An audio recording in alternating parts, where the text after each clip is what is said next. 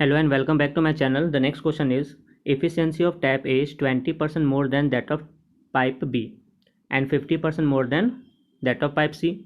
If pipe A take 32 minutes less than that of pipe B to fill a cistern, then in how many minutes pipe C alone will fill the cistern? तो first question में साफ साफ लिखा है ए और B pipe के बीच में efficiency के साथ कंपैरिजन किया जा रहा है। ठीक है, तो ऐसा लिखा है एफिशिएंसी ऑफ टैप ए और बी। एफिशिएंसी में जब कंपैरिजन है तो ऐसा लिखा है A is 20% more than that of B. तो अगर बी को आपने 100 बोला तो ए की एफिशिएंसी को 120 बोलना पड़ेगा। And 50% more than that of C, इस एंड के बाद कोई सब्जेक्ट नहीं है, इसका मतलब कंपैरिजन फिर से ए के साथ ही है इस सी का। तो अगले स्टेटमेंट में ए और सी का कंपैरिजन है वो कैसा है, ए का एफिशिएंसी सी के एफिशिएंसी से 50% ज़्यादा है। तो इसे अगर आपने 100 बोला तो इसको कितना बोलना पड़ेगा, ए को 150। जब इसको आपने सिंप्लीफाई किया तो ये नंबर बन चुका है 6:5। और जब आपने ए और सी को सिंप्लीफाई किया तो ये नंबर बन चुका है 3:2। यहाँ से आपको निकालना है A:B:C। ये तब निकाल पाते हैं जब पहले रेशियो में और दूसरे रेशियो में कोई एक सब्जेक्ट कॉमन है। तो वो कॉमन कौन है, ए। तो ए अगर कॉमन है तो इनके प्रपोर्शन भी कांस्टेंट होने चाहिए, कॉमन होने चाहिए। तो ए का जो प्रपोर्शन है वो यहाँ पर 6 यूनिट है और यहाँ पर वो ए का प्रपोर्शन 3 यूनिट है। तो इस 3 को भी किसी तरह आप 6 बना दीजिए, मतलब दोनों ए को किसी तरह इक्वेट कर दीजिए। इसे बोलते हैं बैलेंस करना। तो इक्वेट करने के लिए आपने इस रेशियो को कितने से मल्टीप्लाई किया है, इस रेशियो को आपने जैसे ही 2 से मल्टीप्लाई किया, ये रेशियो बन चुका है 6:4। और अब आप इसे इक्वेट कर सकते हैं। ए अगर 6 यूनिट है तो बी का वैल्यू कितना है, 5 यूनिट। ए अगर 6 यूनिट है तो सी का वैल्यू कितना है, 4 यूनिट। तो आपका ये बैलेंस रेशियो निकल चुका है। और ये रेशियो निकल किसका रहा था, एफिशिएंसी का। तो एफिशिएंसी का रेशियो 6:5:4 है। अब इस क्वेश्चन के बाद सॉल्व तो करने के और भी मेथड हैं, लेकिन ये रेशियो कैसे निकाला गया है इस पे आपको अच्छे से फोकस कर जाना है। तो हम लोग यहाँ के बाद सॉल्व करेंगे थोड़ी देर के बाद। सबसे पहले इस रेशियो को और कैसे निकाला जा सकता है वो आप देख लो। A:B:2 को आप एक साथ भी निकाल सकते थे अगर आप परसेंटेज का कॉन्सेप्ट आपका क्लियर है। तो ये आप ऐसे निकाल सकते हो, देख लो। Efficiency of A, efficiency of tap A is 20% more than that of B. तो अगर बी के एफिशिएंसी को आपने 100 माना है तो ए का एफिशिएंसी कितना आ जाएगा, 120।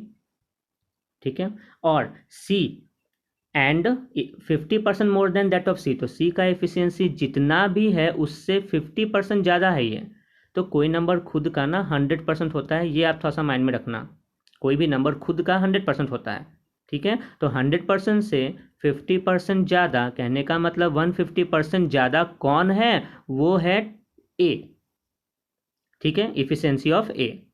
तो ये परसेंटेज में 150 और यहाँ वैल्यू आपने लिखा है 120। तो ये दोनों आपस में इक्विवेलेंट होना चाहिए। तो 150% इज इक्वल टू 120। लेकिन ये सी था कितना ओरिजिनल में, 100%। तो यहाँ से जब आपने 100% का वैल्यू निकाला 100%, तो वो कितना निकल जाएगा, 120 अपॉन में 150 इंटू में 100। और जब आपने इसको सॉल्व किया तो ये आ जाएगा 80। तो सी का वैल्यू आ चुका है 80। और अब अगर आपने ज्वाइंट रेशियो को सिंप्लीफाई किया तो ये सिंपल वैल्यू आपके सामने कितना दिख रहा होगा, 10 से कैंसिल और 2 से आपने कैंसिल करके 6:5:4। यहाँ भी आप वही रेशियो देख पा रहे हो जो रेशियो यहाँ पर निकला था। कंफर्म है। तो रेशियो आप निकाल चुके हो A:B:C का, ये दो मेथड से आपने निकाला है, वो रेशियो यहाँ पर लिख दिया है मैंने। इसके बाद आपका काम है टाइम का रेशियो निकाल दो, क्योंकि नेक्स्ट स्टेटमेंट में टाइम के थ्रू कंपैरिजन किया जा रहा है, 32 मिनट लेस देन। ठीक है। तो आप 6 और 5 और 4 एफिशिएंसी का रेशियो था, तो टाइम का रेशियो जस्ट इसका रेसिप्रोकल हो जाएगा। कहने का मतलब 1/6, 1/5 और 1/4। लेकिन ये सिंपलेस्ट रेशियो है नहीं, तो इस पूरे रेशियो को आप ऐसे नंबर से मल्टीप्लाई कर दीजिए कि इसका डिनोमिनेटर कैंसिल आउट हो जाए, सभी से डिनोमिनेटर हट जाए। तो ऐसा तब हो पाता है जब आप इस पूरे फ्रैक्शन को इसके डिनोमिनेटर के एलसीएम से मल्टीप्लाई कर देंगे, क्योंकि एलसीएम क्या है, 6 और 5 और 4 सभी का मल्टीपल होता है। तो सारे इंटीजर्स में चेंज हो जाएंगे। तो आपने एलसीएम ऑफ 6, 5, 4 दैट इज 60 से जब मल्टीप्लाई किया तो ये शुरू वाला फ्रैक्शन आपको ऐसा दिखता होगा, 60 डिवाइडेड बाई 6। ये फ्रैक्शन सेकेंड फ्रैक्शन जो है वो ऐसा दिखता होगा 60 डिवाइडेड बाई 5, और जो सी का प्रोपोर्शन है वो ऐसा दिखता होगा 60 डिवाइडेड बाई 4। और जब इस रेशियो को आपने और सिंप्लीफाई किया तो 60 divided by 6 is equal to 10, 60 divided by 5 is equal to 12, और 60 divided by 4 is equal to 15। 10:12:15। तो आप टाइम का रेशियो यहाँ पर निकाल चुके हो। टाइम का रेशियो आ चुका है 10:12:15। तो अभी तक आपके सामने ये एक्सप्रेशन आ चुका है कि आप एफिशिएंसी और टाइम का रेशियो निकाल चुके हो क्लियरली, और ये कैसे निकला है ये मैंने आपको एक्सप्लेन कर दिया है। इसके बाद अब आप क्वेश्चन पे आइए। क्वेश्चन में ये लिखा है pipe A take 32 minute less than that of B. B को जितना भी समय लग रहा है उससे 32 मिनट कम लग रहा है, और आपने यहाँ पर टाइम का रेशियो क्या निकाला है 10:12। तो आपके रेशियो के हिसाब से ए को बी से कितना मिनट कम समय लग रहा है 2 यूनिट। इनके टाइमिंग का डिफरेंस कितना है 2 यूनिट। और इसी 2 यूनिट के बारे में ये क्वेश्चन वाले ऐसा बोल रहे हैं कि ए टेक 32 मिनट लेस देन, तो इसी 2 मिनट को क्वेश्चन वालों ने 32 मिनट से एक्चुअली में इक्वेट किया है। तो आप 1 यूनिट का वैल्यू निकाल सकते हो कि आपका जो 1 यूनिट है, क्योंकि आपने यहाँ पर जो भी माना है कंसिडर किया है ये एक रेशियो है, ठीक है। तो ये रेशियो में एफिशिएंसी 6, 5 और 4 था, और उसी रेशियो में टाइम 10, 12 और 15 था। तो ये एक्चुअल टाइमिंग नहीं है, ये सिर्फ रेशियो है, ठीक है। तो एक्चुअल टाइमिंग आप यहाँ से निकाल सकते हो। 2 यूनिट का वैल्यू अगर 32 मिनट है तो 1 यूनिट का वैल्यू 16 मिनट होता होगा। और आपका सी का टाइमिंग है कितना 15 यूनिट। सी का टाइमिंग है कितना 15 यूनिट। तो जब आपने इस time taken by C is equal to, आपने अपने यूनिट के हिसाब से 15 यूनिट बोला है, और 1 यूनिट का टाइम आप निकाल चुके हो 16 मिनट। तो 15 × 16 आपने जब मल्टीप्लाई किया तो ये कितना आ गया 240 मिनट। तो टाइम टेकन बाय सी पूछा जा रहा था क्वेश्चन में, और टाइम टेकन बाय सी कितना आ जाएगा 240 मिनट। आप यहाँ पर जज कर लो। यहाँ पर साफ साफ बोला जा रहा था in how many minute pipe C alone will fill the tank. तो पाइप सी को आपके पहले वाले रेशियो के हिसाब से कितना समय लग रहा था 15 मिनट, और जब आपने 1 यूनिट का वैल्यू 16 मिनट निकाल लिया तो इस 15 को 16 से जब आपने मल्टीप्लाई किया तो वो कितना बन गया 240 मिनट। तो ये है आपका एक्चुअल आंसर। कंफर्म है। Next question. नेक्स्ट स्टेटमेंट में लिखा है efficiency of pipe A is 20% more than that of pipe B. If pipe B take 40 minutes more to fill a cistern, then in how many minutes both pipe working together can fill the cistern? तो first statement में यहाँ पर ए और B के बीच में comparison है, और ये कंपैरिजन ऐसा लिखा हुआ है कि ए का एफिशिएंसी बी के एफिशिएंसी से 20% ज़्यादा है, ठीक है। तो आपने यहाँ पर ए और बी के एफिशिएंसी का कंपैरिजन किया, तो एफिशिएंसी का कंपैरिजन आपको कैसा दिख रहा है। बी को अगर आपने 100 बोला तो ए को कितना बोलना पड़ेगा 120, क्योंकि 20% ज़्यादा है। तो ये एफिशिएंसी का सिंपलेस्ट रेशियो हो जाएगा 6:5। और जब एफिशिएंसी का रेशियो आप निकाल चुके हो तो टाइम का रेशियो इसी का रेसिप्रोकल होता है, तो 1/6:1/5। और जब 2 नंबर होना तो आप डायरेक्ट निकाल सकते हो इसको 5:6, इसी को रेसिप्रोकल कर दो, उल्टा कर दो। तो 1/6:1/5 को भी सॉल्व करके वो 5:6 ही बनने वाला है, बस आप इसको इंटरचेंज कर सकते हो। कन्फर्म है।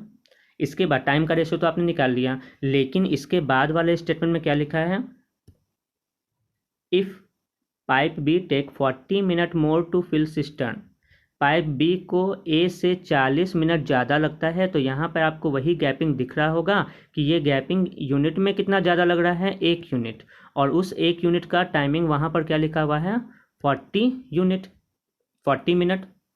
तो 1 यूनिट का वैल्यू अगर 40 मिनट है तो इस इस पाइप को कितना टाइमिंग लगेगा और इस पाइप को कितना टाइमिंग लगेगा वो आप निकाल सकते हो।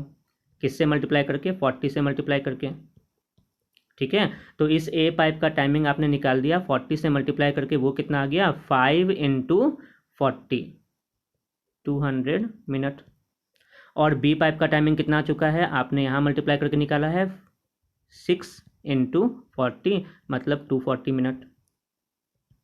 कंफर्म है। तो अब आपका पूरा क्वेश्चन ऐसा बन चुका है कि आपके पास 2 टैप हैं ए और बी। ए को 200 मिनट लगते हैं किसी सिस्टर्न को भरने में, टाइम का कॉलम में क्या है 200 मिनट, और बी को 240 मिनट लगते हैं किसी सिस्टर्न को भरने में, ठीक है। तो इसके बाद आप क्या करते हो, यहाँ पर टोटल वॉल्यूम कंसिडर करते हो, तो टोटल वॉल्यूम क्या होगा, LCM of 200 and 240 that is 1200। आप इनका एलसीएम कंसिडर कर लो 1200, ठीक है। और जब एलसीएम 1200 है तो इफिशियंसी के कॉलम में क्या भराएगा, 1200 को आपने इसके टाइमिंग ए के टाइम से डिवाइड किया तो ये ए का एफिशिएंसी कितना आ जाएगा, 6। और इस 1200 को जब आपने बी के टाइमिंग से डिवाइड किया 240 से, तो बी का एफिशिएंसी कितना आता होगा, 5। तो एक्चुअली में आपसे लास्ट में पूछा क्या गया था, लास्ट में आपसे ये पूछा गया था, what is how many minute both pipe working together can fill the cistern. कितने मिनट में दोनों पाइप साथ में मिलकर सिस्टर्न को भर देगा, मतलब time taken by A plus B. और टाइम का एक्सप्रेशन आप क्या जानते हो, वॉल्यूम अपॉन में एफिशिएंसी। तो वॉल्यूम का वैल्यू कितना है, वॉल्यूम है 120, तो 1200, तो 1200 डिवाइडेड बाय एफिशिएंसी, तो एफिशिएंसी कितना दिख रहा है, 6 + 5 मतलब 11।